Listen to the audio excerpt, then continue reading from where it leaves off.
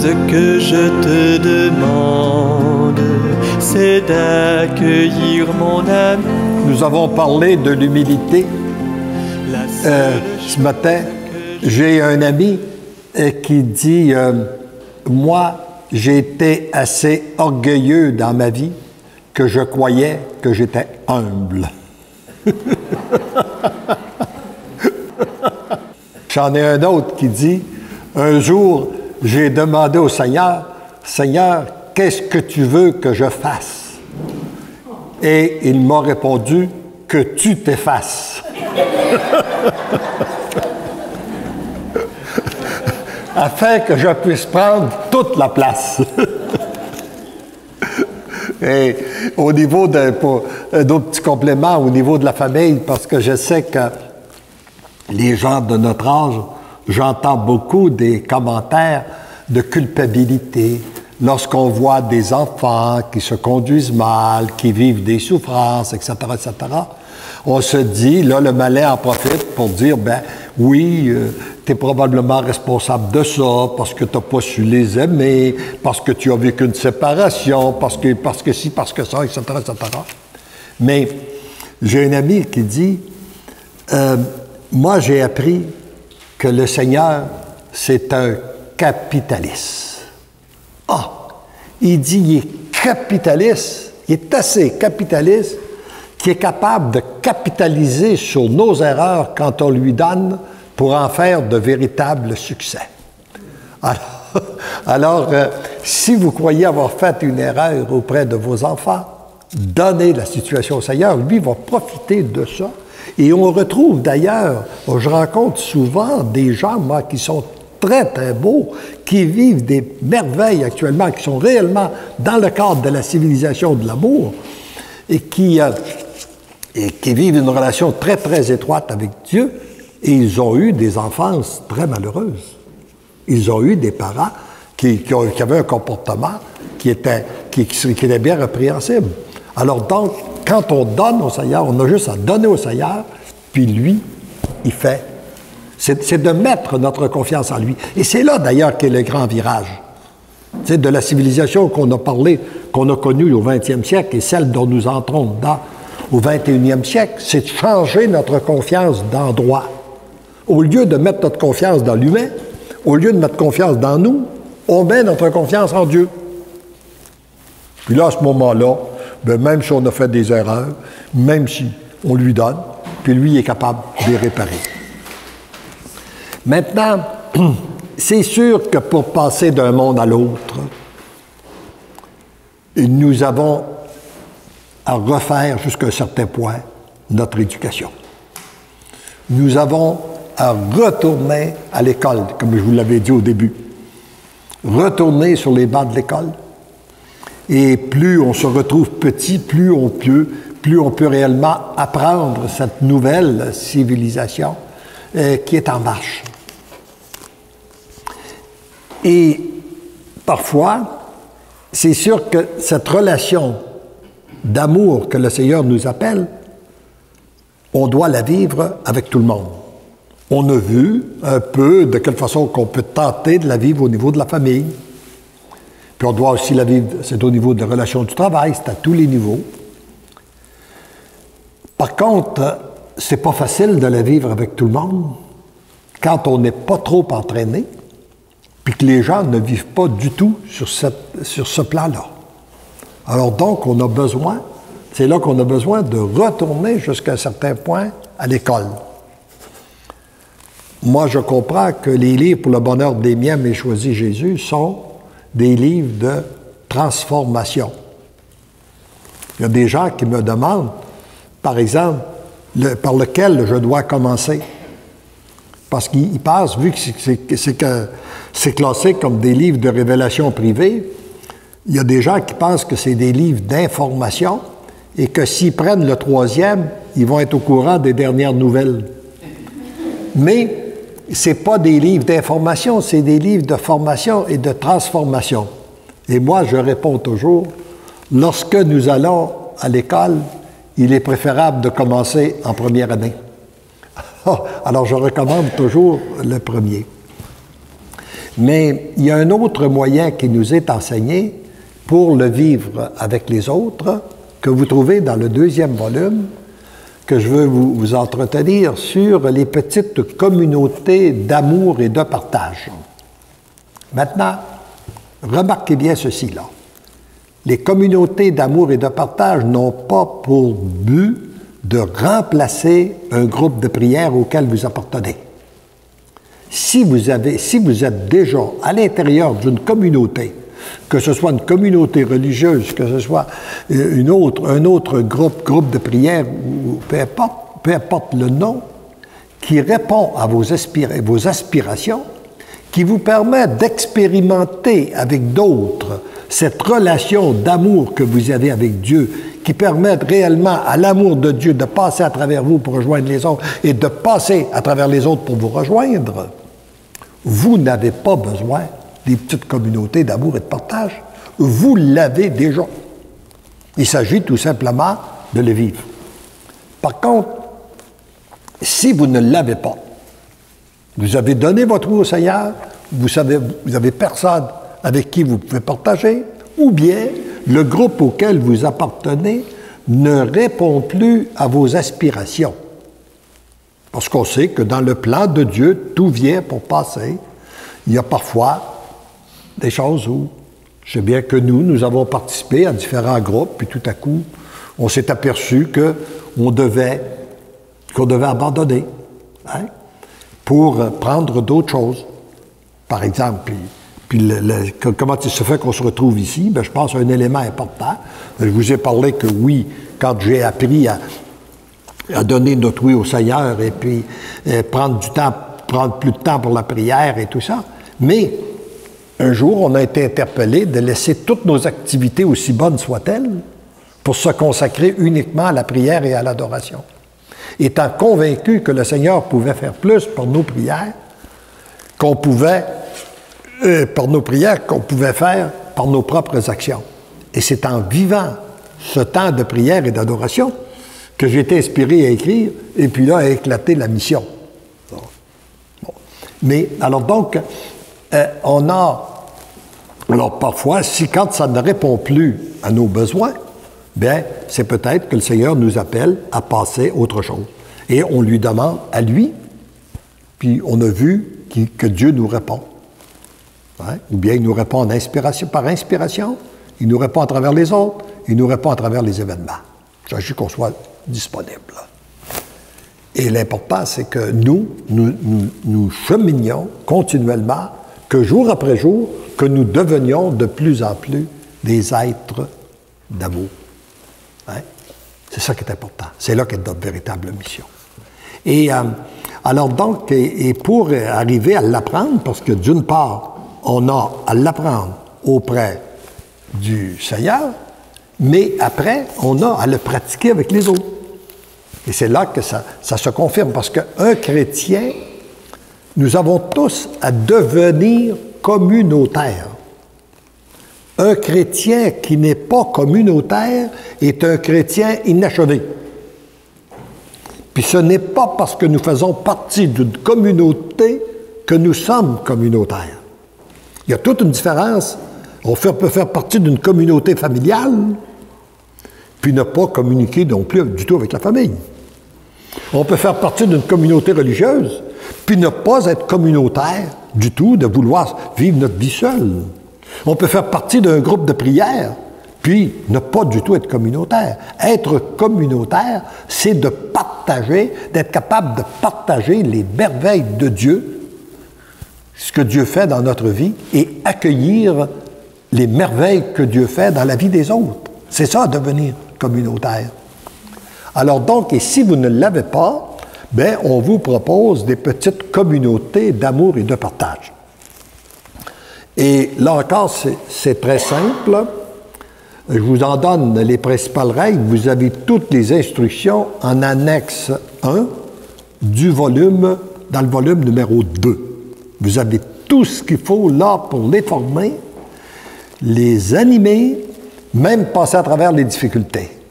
Tout est là-dedans. Alors, puis vous n'avez pas besoin de demander l'autorisation à personne pour en former. sauf à Dieu. Demandez-le à Dieu, si vous avez le désir, demandez-le, puis il va vous envoyer 1, 2 ou 3 personnes, ou 5 personnes, ou 10 personnes, pour que vous en formerez.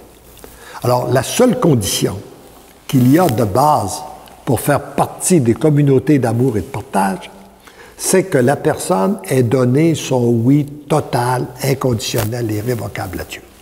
C'est la seule condition. Il n'y en a pas d'autre. Il n'y a pas de scolarité, il n'y a pas d'état matrimonial, il n'y a pas. La personne qui a donné son oui total, inconditionnel et irrévocable à Dieu. Parce qu'on ne veut pas se rencontrer pour s'interroger, commencer à s'interroger si Dieu existe. Puis si Dieu existait, bien, si Dieu existe, pourquoi il permet la souffrance? Non, non. Dieu existe, on le sait. Nous, on veut faire sa volonté. On a décidé ça. Puis on se réunit ensemble pour comment vivre réellement selon la volonté de Dieu. Alors, c'est la seule condition. La deuxième, pour faire partie d'une communauté, pour former une communauté, ça prend 2 personnes. On ne peut pas être communautaire seul. Ça prend 2 personnes, minimum. Alors donc, vous voyez que ça peut être assez facile à former. On dit que le groupe ne doit pas dépasser 15, autant que possible, pour que ce soit facile à se réunir. Et pour moi, le chiffre idéal se situe peut-être entre 5 et 10 personnes, où ça devient assez facile, puis ça nous donne un éventail un petit peu plus grand de personnes pour voir les merveilles de Dieu. Et là, vous avez, dans ces rencontres-là, elle est divisée en 3 parties. Il y a d'abord un temps d'intimité avec le Seigneur. On dit que le tiers du temps doit être consacré pour entrer en intimité avec lui. Ça peut être à l'occasion d'une Eucharistie. On peut commencer par participer à l'Eucharistie ensemble. Ça peut être après un temps d'adoration. On se réunit à un endroit pour faire de l'adoration. Ou, si ce n'est pas possible, l'Eucharistie, parce que ce sont tout de même les meilleurs moyens pour entrer en relation avec notre Dieu, c'est lorsqu'on est devant la présence eucharistique, soit à la messe, soit à l'adoration. Mais si ce n'est pas possible, ou si on le fait dans un autre temps, puis ça ne convient pas pour le temps, pour les petites capes, bien, on peut prendre un temps de prière. La prière peut avoir différentes formes. On n'a pas de règle absolue. L'important, c'est qu'on ait des formes qui répondent bien au groupe. Moi, personnellement, le genre de prière que j'aime bien, c'est celui qu'on a fait ensemble avant-hier au soir, devant le Saint-Sacrement, autour du mot « Ardor ». Vous avez vu que, je ne sais pas si vous avez suivi, là, j'ai fait le cheminement autour du mot « Ardor », facile à retenir. Ça veut dire « A » pour adoration, on a pris un temps pour adorer. « R » pour réparation, un temps pour demander pardon. D pour demande, on prend un temps pour adresser nos demandes. O pour offrande. R pour remerciement. Ça, on le fait devant le Saint-Sacrement, mais on peut le faire aussi n'importe où, nos prières comme ça, là. Ou ça peut être tout simplement de réciter un chapelet. Ça peut être d'utiliser d'autres formes de prière qui vous conviennent. L'important, c'est d'entrer en relation avec notre Dieu. Dans un deuxième temps, nous avons à se partager des enseignements. Toujours, on peut toujours partir avec la parole de Dieu, parce que la parole de Dieu est la base de tout. Hein? Dieu nous a donné tous ses enseignements à travers sa parole. Vous pouvez peut-être vous demander, bien là, vous pouvez peut-être dire, oui, mais si Dieu nous a donné tous ces enseignements, pourquoi y a-t-il encore des livres qui s'écrivent? Eh bien, moi, je pense que dans ces livres-là, il n'y a rien de nouveau. On pourrait dire qu'il n'y a rien de nouveau. Tout a été donné dans la parole de Dieu. C'est simplement un langage nouveau adapté à notre temps.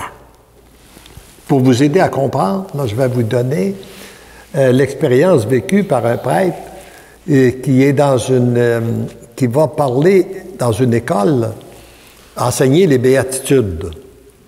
Puis après son enseignement sur les béatitudes, il dit aux élèves, allez à votre pupitre et composez une nouvelle béatitude que Jésus donnerait aujourd'hui avec les mots modernes de notre temps. Il y a une petite fille qui est arrivée et c'était écrit sur sa feuille « Bienheureuse la personne qui est fragile comme une feuille de papier, car elle sera recyclée par le Seigneur. »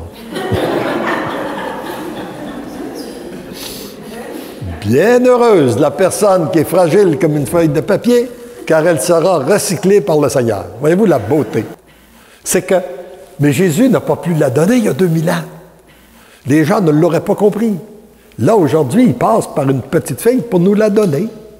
Alors, c'est ça, à l'intérieur de ces livres-là, c'est juste un langage nouveau, adapté aux besoins des temps que nous vivons pour nous aider à entrer davantage en relation avec notre Dieu et accueillir la totalité de sa parole, des enseignements. Alors donc, on peut toujours se servir de la parole de Dieu. Vous pouvez vous servir d'un texte, de l'un des volumes, et puis les lire, réfléchir ensemble, les commenter, prendre le temps de les approfondir. Alors, ça, c'est un enseignement, et j'ai remarqué, dans tous les caps, il y en a un certain nombre de fondés. Je ne sais pas le nombre.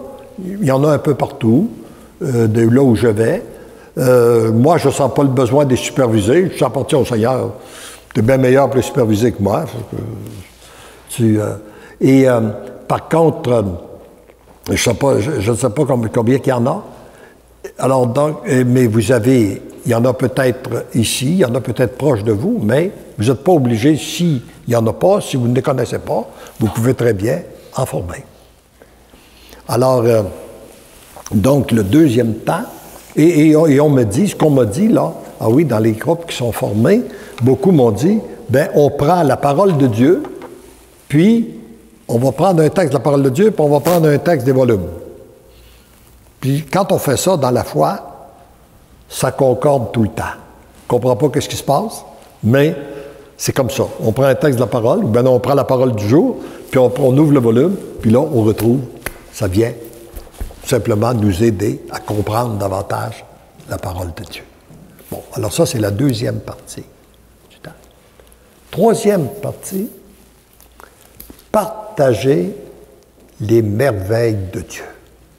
Qu'est-ce qu'on a vécu depuis notre dernière rencontre? Ça, c'est très important et c'est très, très nourrissant. Nous avons à apprendre à voir Dieu à l'œuvre. Dieu y agit constamment dans nos vies. Puis, lorsqu'on se rencontre, quelques personnes ensemble, et qu'on partage qu'est-ce que Dieu, où on a vu Dieu à l'œuvre, bien, ça nous sensibilise à voir Dieu à l'œuvre. Ouais. Et Dieu veut qu'on parle de ses merveilles. Ouais.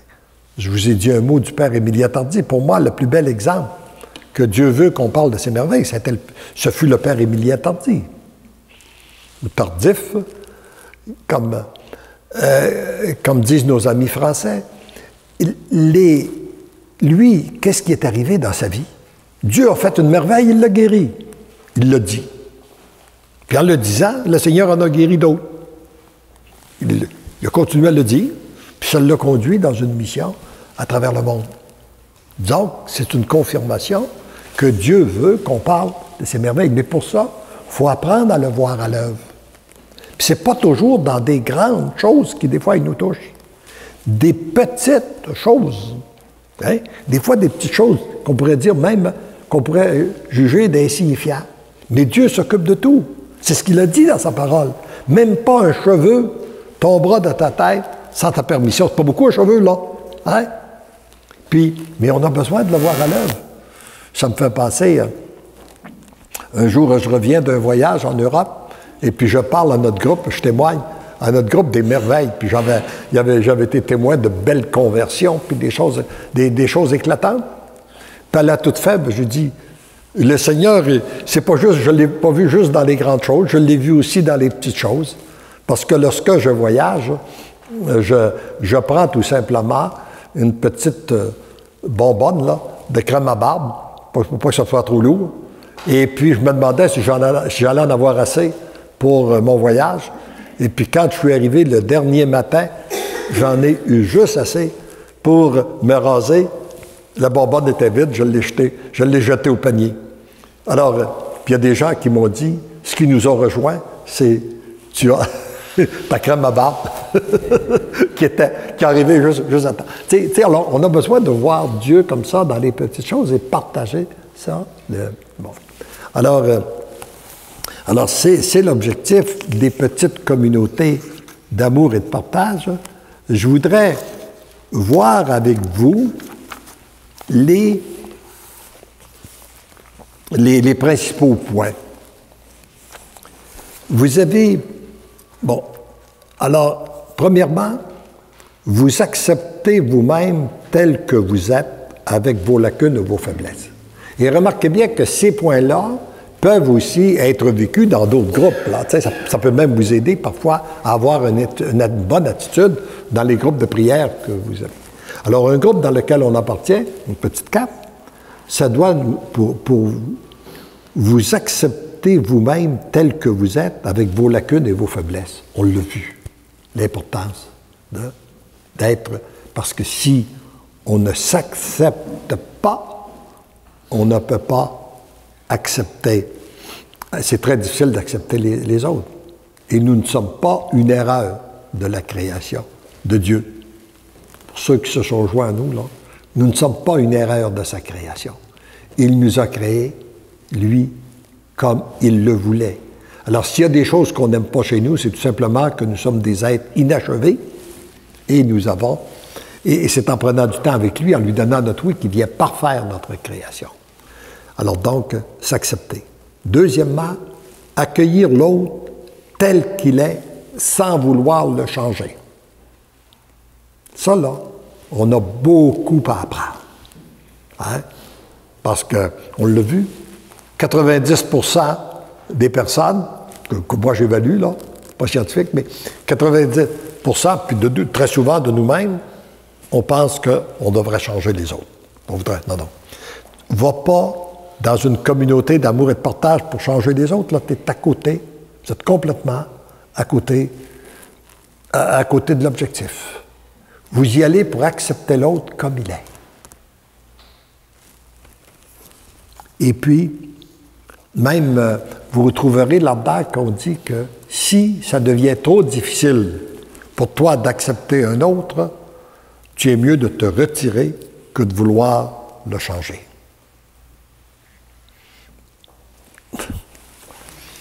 Apprendre à écouter l'autre dans ce qu'il vit et ce qu'il est. Prendre du temps pour s'écouter. C'est ce qui manque trop souvent. On a beaucoup de gens qui parlent, on en a peu qui écoutent. Ou parfois, lorsqu'on écoute, on pense à notre réponse. Ou on pense à qu'est-ce qu'on va lui dire, puis là, on ne l'écoute plus. Non. Prendre le temps de l'écouter. Être attentif à ce qu'il vit. L'autre point, c'est accepter que nous sommes tous égaux. Devant Dieu, il n'y a pas de différence. Nous sommes tous égaux les uns les autres. Alors on a une petite cape, une communauté d'amour, c'est pour apprendre ça, que nous sommes tous égaux. Que chacun puisse s'exprimer selon son désir sans y être forcé. On a vu qu'il y a des gens qui parlent plus, des gens qui parlent moins. On a assisté dans des groupes, je me rappelle, on fait partie des groupes où il y avait un animateur qui se sentait obligé d'aller chercher la parole. Mais toi, tu n'as pas parlé, il faut que tu parles. Non. Respecte la liberté. Si la personne ne veut pas parler, elle n'est pas obligée de parler. Hein? Alors, que chacun soit invité, et de façon à favoriser l'égalité, c'est que chacun puisse soit invité à animer la rencontre. Encore là, sans toutefois y être forcé. Parce que lorsque c'est toujours la même personne qui anime, il y a bien des chances que la personne prend l'autorité sur le groupe, puis là, on ne se sent pas égal. Mais si on fait une rotation, que c'est une... là, aujourd'hui, c'est moi qui ai animé, la prochaine fois, c'est toi, c'est l'autre, là, ça fait une variété aussi, des fois, dans la façon de penser, et ça nous permet de nous resituer tous au même niveau. Ça permet au groupe de grandir tous ensemble. Que chacun puisse s'exprimer selon ses besoins à lui, sans se trouver dans un cadre trop rigide. On a tendance à mettre des cadres. Moi, je pense, par exemple, on a parlé avec le groupe ici, on a tous vécu des expériences dans le renouveau charismatique. Moi, l'image que j'en ai, c'est que le Seigneur a créé le renouveau charismatique parce qu'il y avait des cadres trop rigides à l'intérieur de l'Église pour permettre à l'Esprit Saint d'avoir une expansion. Mais trop souvent, malheureusement, comme on est habitué d'avoir des cadres, on s'est appliqué à faire un cadre à l'Esprit Saint. On lui a fait un cadre à l'intérieur du groupe. Là, on a dit oui. Ah oui. Vous, ma soeur, quand vous parlez, là, oui, ça vient de l'Esprit Saint. Mais l'autre, quand tu parles, non, ça ne vient pas de l'Esprit Saint. Puis là, on a classé des choses, puis on s'est fait un cadre. Hein? Mais là, à partir du moment où on fait un cadre, on étouffe. Je ne dis pas que c'est ça partout à l'intérieur du renouveau, mais c'est qu'on a tendance à ça, humainement parlant, de mettre des cadres. Et pour que l'Esprit Saint puisse agir, et on ne veut pas de cadre trop rigide. Je me rappelle, par exemple, dans un groupe de partage comme ça, auquel nous participions, il arrive qu'il y avait une dame qui venait de vivre quelque chose d'extraordinaire dans sa vie et qu'elle avait dit « J'ai hâte de rencontrer le groupe pour pouvoir partager ça. » Dès qu'elle vient pour parler, l'animatrice dit « Non, pas aujourd'hui. Parce que là, on se prépare là à la fête de la Vierge Marie. Puis aujourd'hui, il faut qu'on parle de la Vierge Marie. » Eh bien, moi, là, je suis sûr que la Vierge, qu'elle a fait de la peine à la Vierge Marie. Je suis sûr que la Vierge Marie aurait voulu qu'elle parle, qu'on donne l'occasion à cette personne-là qui se sentait à l'intérieur d'une communauté, qui avait vécu quelque chose d'important dans sa vie, qui voulait nous partager, puis on l'étouffe en disant « Ben non, c'est la fête de la Vierge Marie, on ne peut pas en parler aujourd'hui. Hein? » Alors ça, il faut faire attention pour ne pas avoir des cadres trop rigides, avoir une certaine souplesse pour permettre à l'Esprit Saint de passer dans une forme ou de l'autre. Éviter le cadre trop rigide, justement, qu'on a tendance à se donner. Huitièmement, que chacun découvre l'importance de rechercher la vérité et non de chercher à avoir raison, en justifiant l'opinion déjà exprimée. Si vous avez participé à beaucoup de rencontres, comme ce fut mon cas au cours de ma vie, j'ai l'impression d'avoir perdu un temps fou dans des rencontres avec des gens qui voulaient se justifier pour avoir raison.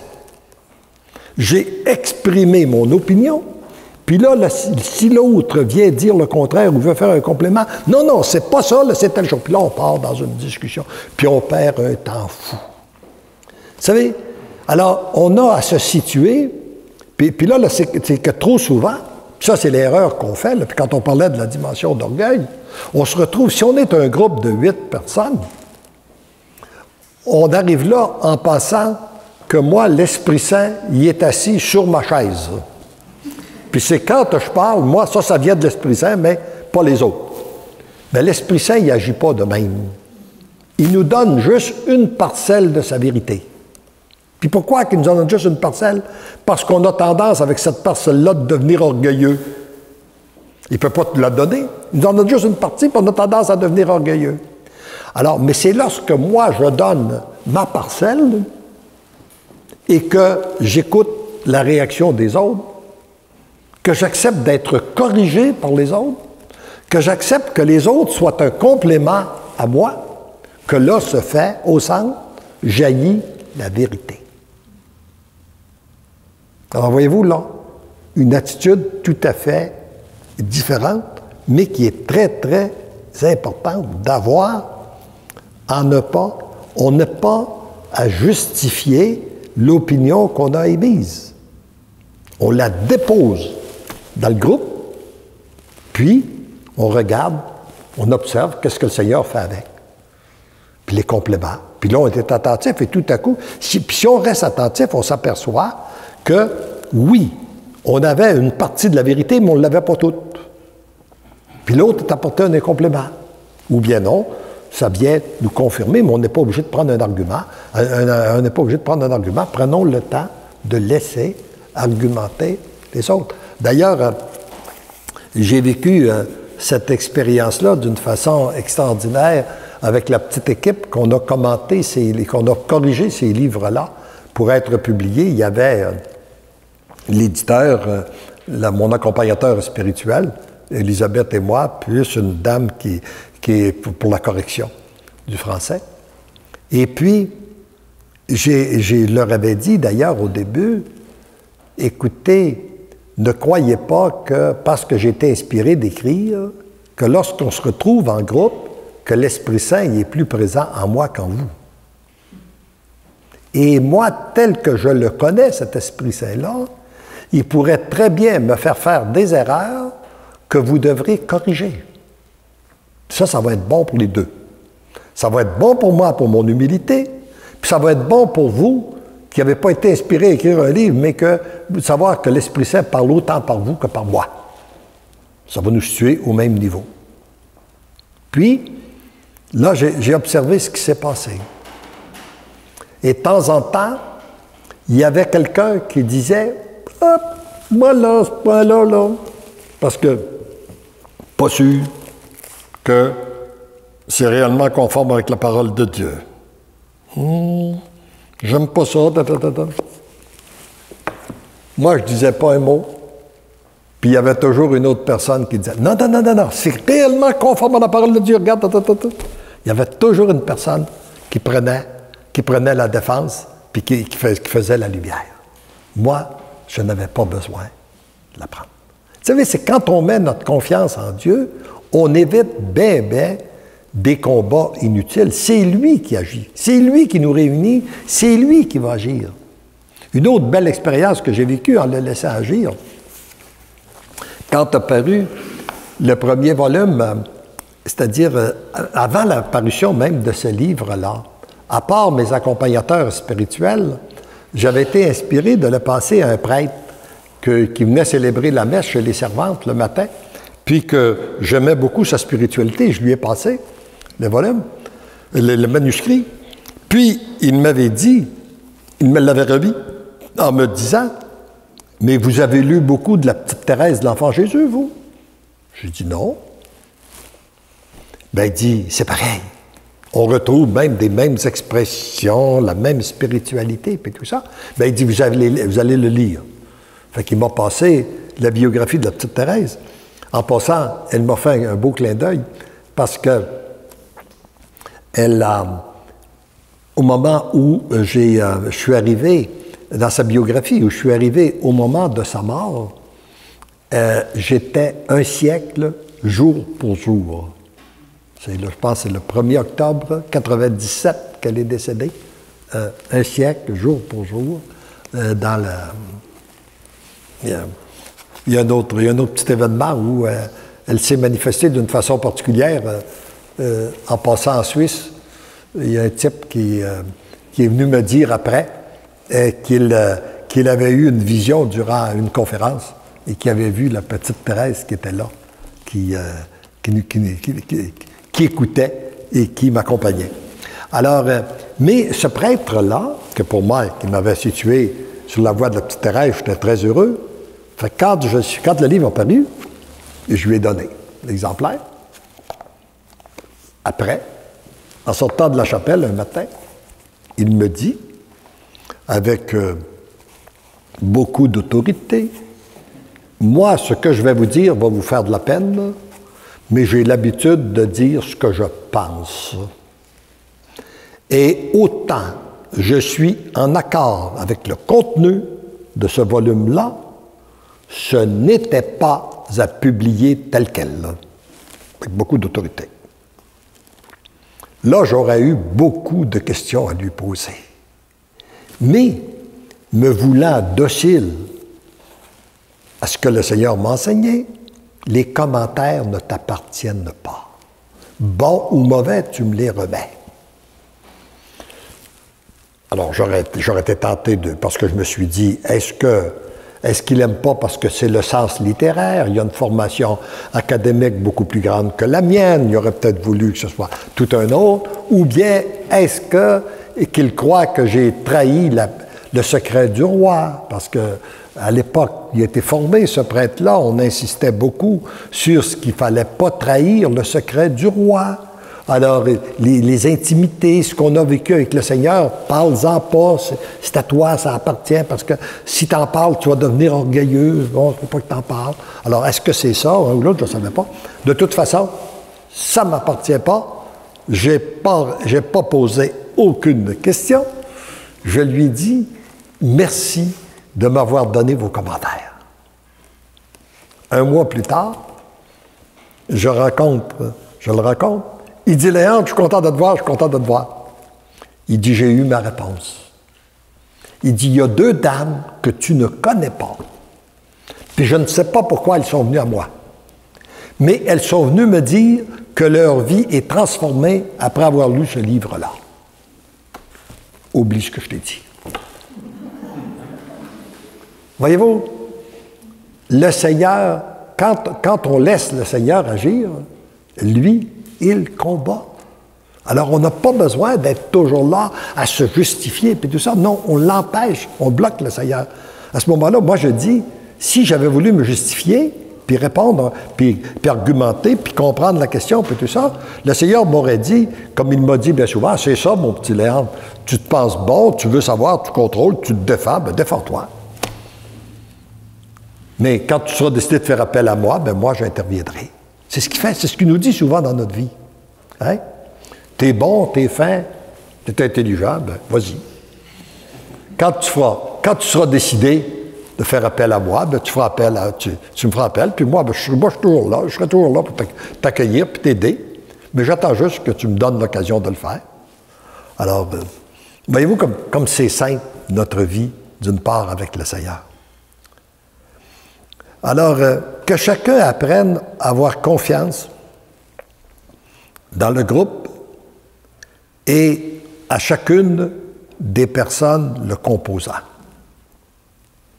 Alors, voyez-vous, c'est qu'un des éléments qui court-circuite beaucoup la dimension d'amour, c'est la méfiance. Nous avons été blessés par les autres et nous ne pouvons pas faire confiance aux autres. Nous avons été blessés dans notre amour, nous ne pouvons pas accueillir l'amour. Et là, c'est qu'on vit dans un esprit de méfiance, et là, on court-circuite l'amour. Et même, souvent, dans cet esprit de méfiance, on arrive à avoir des paroles qui sont plus ou moins agréables et tout ça. On empêche l'amour de circuler. Alors, le petit groupe de communauté d'amour et de partage, c'est pour apprendre à avoir confiance aux autres. Confiance. Ça ne veut pas dire ne pas exercer un certain discernement, d'avoir une certaine sagesse quand on est dans un comportement. Mais le petit groupe qui s'est choisi, qui est là uniquement pour apprendre à devenir des êtres d'amour, on doit leur donner une confiance absolue. Et c'est en faisant confiance, parce qu'ils sont branchés sur le même esprit que nous. Ils n'ont peut-être pas le même tempérament que nous. Ils n'ont sûrement pas le même tempérament. Ils n'ont sûrement pas le même vécu que nous. Mais on poursuit le même objectif. Alors donc, on peut se faire confiance mutuellement. Puis, ils sont complémentaires à nous. C'est ça qu'on a à apprendre aussi. Apprendre la complémentarité. Que Dieu nous a tous créés différents. Puis, c'est quand moi, il me donne une parcelle, puis il donne une parcelle à l'autre. Comme je regarde dans toute cette œuvre-là, hein?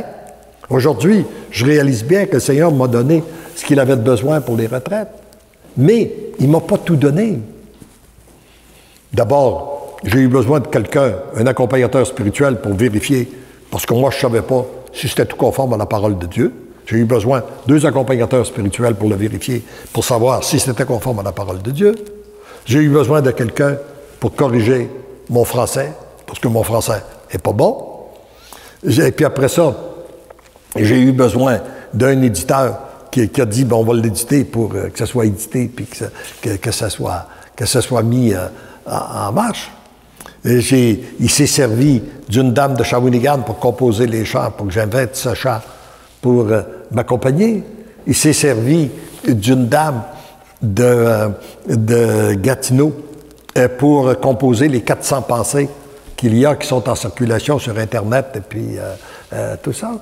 Et puis, là, j'ai jamais fait une démarche pour aller donner une retraite ou donner une conférence ou tout ça. Il le met dans le cœur des personnes qui m'invitent et puis que j'essaie de répondre à la demande. Alors, comme il a mis dans le cœur d'une personne de m'inviter responsable au niveau de la France, une autre en Allemagne, une autre en Autriche, une autre en Lettonie. Enfin, il a pris des personnes comme ça, des responsables, un peu partout, dans différents... Là où lui, son moyen d'action. Alors, c'est lui qui agit. Alors, mais on n'est pas... Nous, on est juste une parcelle de son action. Il est important qu'on réponde à sa demande, puis qu'on lui laisse agir à travers... qu'on accepte les compléments qu'il met à nous. Moi, j'ai aucun talent pour le chant. Hein? J'ose pas chanter parce que je pense que vous quitteriez la salle, alors... bon. Et puis, j'ai pas de talent pour le chant, il a mis quelqu'un d'autre. Puis, il nous donne comme ça des gens, il vient compléter ce que nous sommes. Bon. Et puis, mais nous, on a à apprendre à faire confiance aux autres. Que chacun accepte l'autre qui émet une opinion contraire à la sienne sans se sentir rejeté. Ça, là, il y a tout un enseignement à avoir là-dedans. Avez-vous remarqué que très souvent, on se sent rejeté parce que la personne ne dit pas la même chose que nous? Mais non. La personne ne nous rejette pas. Elle rejette l'opinion que je viens d'émettre. Pas la même chose. Alors, on a à apprendre cette distinction-là. C'est pas parce que vous n'êtes pas d'accord à ce que je vous dis que vous me rejetez. Alors, on a à apprendre ça, là, à ne pas se sentir... Pourquoi qu'on se sent rejeté? Parce que la personne dit le contraire de ce qu'on vient de dire. Ben non. Elle ne nous rejette pas. Elle vient juste dire, ben non, je ne partage pas ton opinion. Moi, je pense à d'autres choses. Je pense que c'est d'autres choses. C'est correct. Puis, vous allez l'écouter pour voir si... C'était peut-être elle qui a raison aussi, là. Alors, il faut d'abord l'écouter, prendre le temps de l'écouter, prendre le temps de l'accueillir, puis pas se sentir blessé ou rejeté par ça. L'autre chose, apprendre à se pardonner et à pardonner aux autres. Dans un petit groupe, même dans les groupes de prière que vous avez vécu, vous avez vu qu'il y a des affrontements. Il y a tout à coup des blessures. Il y a tout à coup des gens où le caractère va ressortir ou n'importe. Bon, on a à apprendre à se blesser, à se pardonner. Oui, apprendre à se blesser. C'est ça, on n'a pas besoin de... On n'a pas à l'apprendre, on le fait naturellement. Mais on a à apprendre à pardonner, puis à se pardonner, puis à pardonner aux autres. Bon. 12. Se savoir aimer et apprécier des autres faisant partie de la petite communauté. 13. Témoigner aux autres son appréciation et son amour. Apprendre à le communiquer, notre amour. Très souvent, on a beaucoup de difficultés à dire aux autres qu'on les aime, qu'on les apprécie. Autant on a de la misère à l'accepter, parfois autant on a de la misère à le donner, à le dire. Alors, la petite communauté d'amour est là pour ça, pour apprendre à faire. Si on veut que l'amour circule, il faut bien accepter que les autres nous aiment. Il faut bien accepter d'aimer les autres, puis leur dire. Ils ont besoin, eux autres aussi, de besoin de se le faire dire. On entend. 14.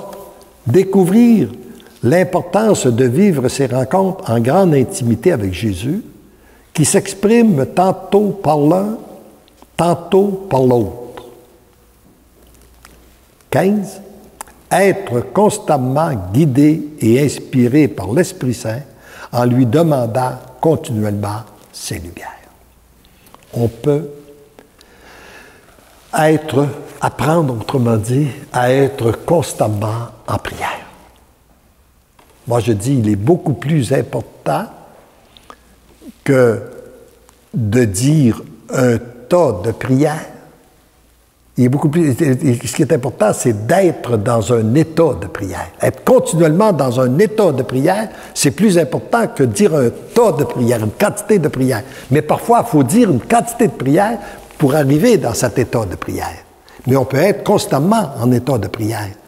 Durant le temps que vous me parlez, que je vous parle, vous pouvez être en prière, en relation avec votre Dieu, pour rendre gloire à Dieu. Moi, du même temps que je vous parle, je peux être en relation avec Dieu, en regardant la nature, en regardant, je vois la beauté, je lui rends grâce pour les belles personnes qui mettent devant moi, et puis, etc., etc. On peut être constamment, alors on a à apprendre continuellement et à demander constamment les lumières de l'Esprit Saint pour nous guider. 16. Tout demander et tout attendre de notre Père. Bon, alors voilà les principaux points de la petite communauté d'amour et de partage que je voulais et que vous avez l'entière liberté. Et ce que je recommande finalement comme dernier point, si jamais vous décidez d'en former une, vous, après que vous avez trouvé, qu'après que il s'est présenté à vous, que vous avez trouvé une ou deux des personnes, quelques personnes pour être avec vous, et puis ça, vous choisissez le temps des rencontres où ça vous convient le mieux. Ça peut être d'une maison privée, ça peut être à toutes les semaines, ça peut être aux 2 semaines, ça peut être au mois, selon ce qui vous convient. Et puis, ça doit se faire le plus naturellement possible, là. Les gens plus près de vous. Alors moi, je dis, au lieu de se réunir pour prendre un thé, puis ou bien, au lieu d'avoir une rencontre sociale pour parler de la pluie, puis du beau temps, puis des autres, bien, on se rencontre dans une petite communauté d'amour et de partage pour apprendre à s'aimer, puis partager les merveilles de Dieu. Alors, et si vous formez un groupe, les premières rencontres, vous pouvez prendre tout simplement, comme point pour étude, étudier l'annexe 1 qu'on vient de voir, là, dont on a vu une partie, du volume numéro 2. Prendre le temps de l'étudier comme il faut. Même si ça prend 2, 3, 4, 5 réunions, prendre le temps de l'étudier puis de l'approfondir, afin que vous vous retrouviez tous sur le même point, que vous compreniez bien l'objectif, puis que si tout le monde a le même objectif, bien, on avance plus vite. Ça évite de perdre de temps et tout ça.